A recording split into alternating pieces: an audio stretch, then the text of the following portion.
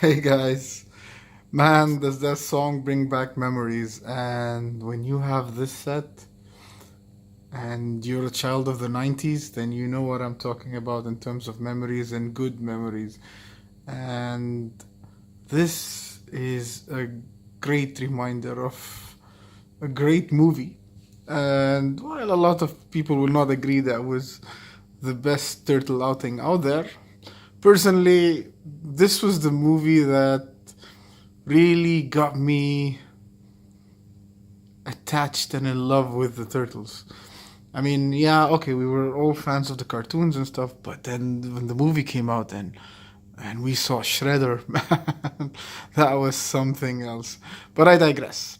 So this video, guys, is to show you the 1989 Teenage Mutant Ninja Turtles movie version by Prime 1, distributed by Sideshow Collectibles in the United States.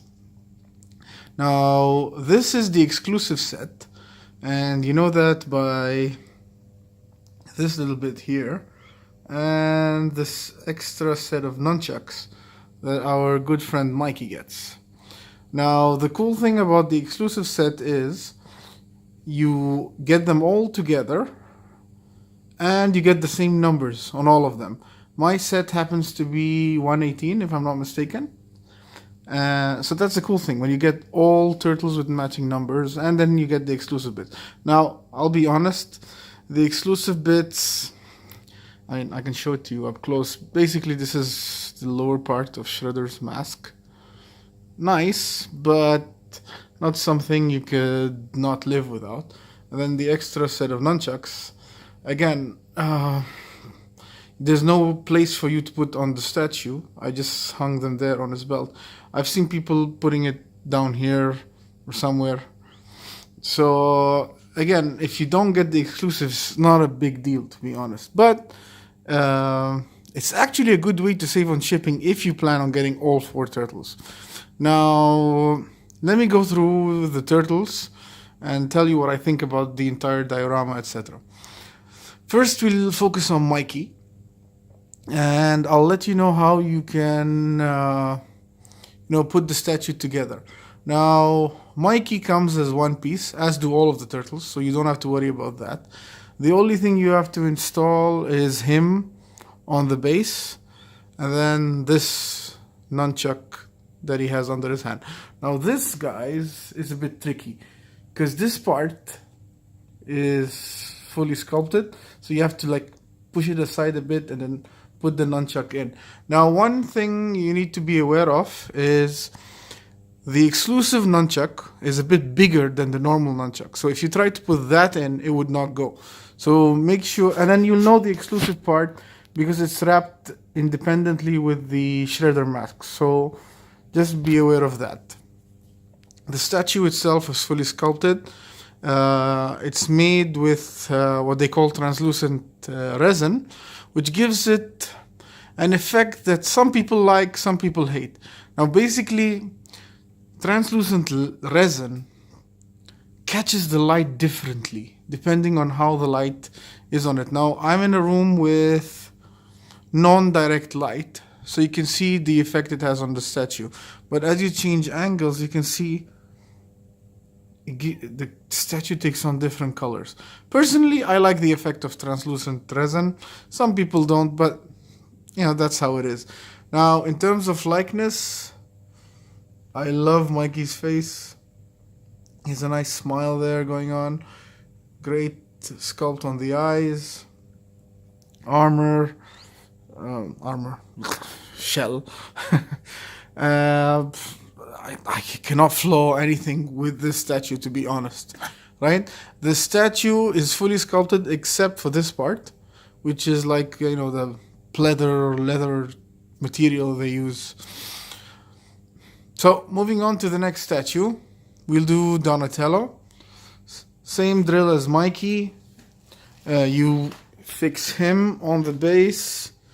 Everything's done, and then you put his bow into his hand. Now, the thing here which I would like to criticize, sorry, I got my hand there, is as with a lot of other Prime 1 statues, the bow is friction affixed. So there's no magnet or something to hold it. It just slides into place, and then there's a sweet spot, and it tags in. That's something that I personally don't like, because you don't get the secure feeling. But to be honest, it hasn't moved since when I installed it. But like I said, some people like it, some people don't. Again, same translucent resin. Love the sculpt on him. He has one of the cutest faces, Donnie, yeah? Alright, so then let's move on to my favorite turtle, Raphael. Now, I'll be honest. I do not like the head sculpt of Raphael, right? But it happens to be accurate. If you go by the picture that is from what these statues are based on, you can see that he has a goofy look there too.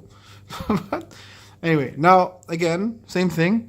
You hook him up onto the base, and then you have to put up this part.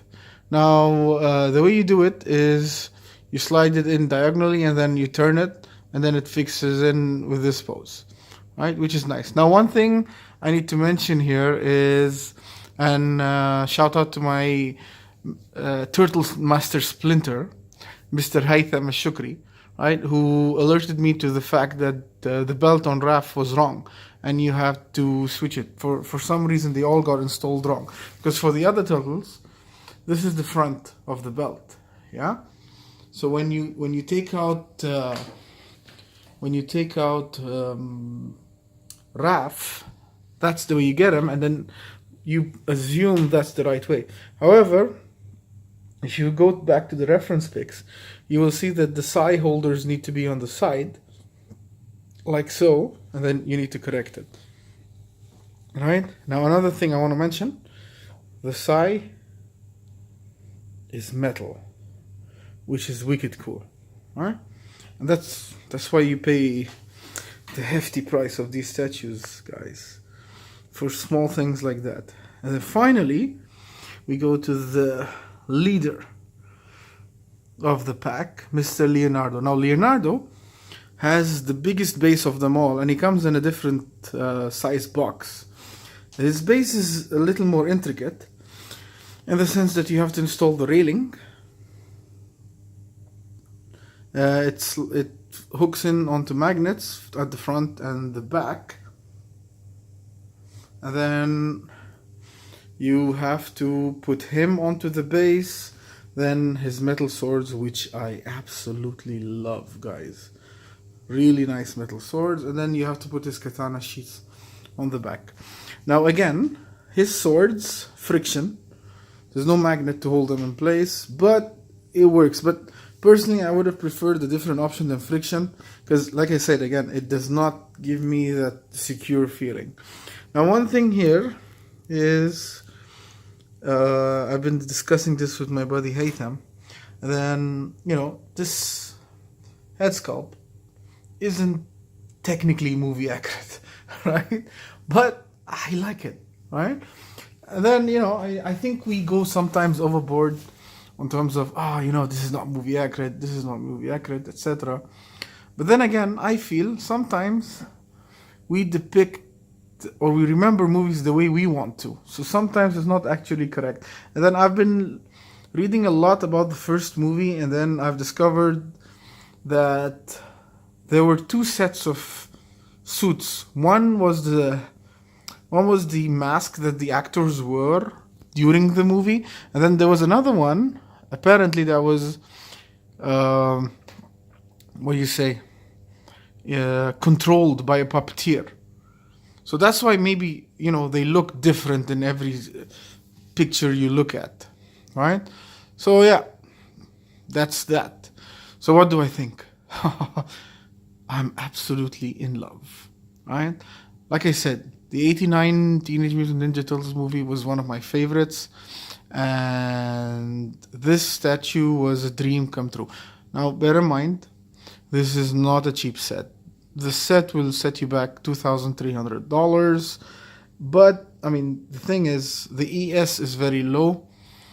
So I understand where the price comes from. And shipping the set to Dubai cost me about $220. And I think customs on top of that cost me another $150. So all in all, closer to 2,600 approximately dollars. So it's not a cheap statue diorama to get. However, once you have this and you put it together and you see how amazing this looks, you will understand why it's definitely worth it, right? And would I recommend this? Hell yes. I would recommend this to any Turtles fan. Yes, it's pricey, so if you can afford it, you should definitely get it. The good thing is Prime One also sell them individually. So if you cannot afford the set right away, you could pop for each turtle individually and then build the set along the way. But bear in mind, you would not get the exclusive parts and you would not get the matching numbers. But you can still build the set. And, like I said, it's distributed by Sideshow in the US, and they have the payment plan. So that makes it a bit more easier as well to acquire. So that's it, guys. Thank you for watching, and keep collecting until I see you next time. This is me signing out.